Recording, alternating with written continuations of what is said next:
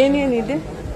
ತಿಂಡಿ, ಬಜ್ಜೆಕೋಳಿ, ಕೋಳಿ ಬಜ್ಜೆ, ಕಡಲೆ ಅವಲಕ್ಕಿ, ಉಪ್ಪಿಟ್ಟು ಅವಲಕ್ಕಿ, ಅವಲಕ್ಕಿ ಮೊಸರು, ಇಡ್ಲಿ ಸಾಂಬಾರ್, ವಡ ಸಾಂಬಾರ್, ಇಡ್ಲಿ ವಡ, ನೀರು ದೋಸೆ, ಪೂರಿ ಬಾಜಿ, ಪಲಾವು, ಬನ್ಸ್, ದಹಿ ವಡ, ಬಿಸ್ಕರ್ ರೊಟ್ಟಿ, ಸಂಜೀರ, ಕಾಶಿ ಹಲ್ವಾ. ಸಂಜೀರ ಅರ್ಥ? ಸಂಜೀರ ಅಂದರೆ ಅದರ ಒಳಗೆ ಸಿಹಿ ಇರುತ್ತದೆ, ತಿನ್ನುವಾಗ ಸಿಹಿ ಸಿಹಿ ಆಗುತ್ತದೆ. ಓಕೆ, ಅದು ಒಂದು ಟ್ರೈ ಮಾಡ್ತೀನಿ. ಒಂದ್ಸಲ ಪರಿಶೀಲನೆ ಮಾಡುವ. ಒಂದು ಸಂಜೀರ. ನೀರ್ ದೋಸೆ ಜೊತೆ ಏನ್ ಕೊಡ್ತೀರಾ? ನೀರು ದೋಸೆ ಜೊತೆಯಲ್ಲಿ ಚಟ್ನಿ ಮತ್ತು ಸಾಂಬಾರು ಕೊಡುತ್ತೇವೆ. ಒಂದು ನೀರ್ ದೋಸೆ ಒಂದು, ಪೂರಿ ಬಾಜಿ ಒಂದು. ಮಸಾಲೆ ದೋಸೆ ಮಾಡ್ತೀರಾ?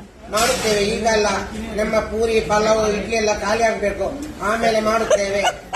11 ಗಂಟೆ ಆಗ್ತದೆ.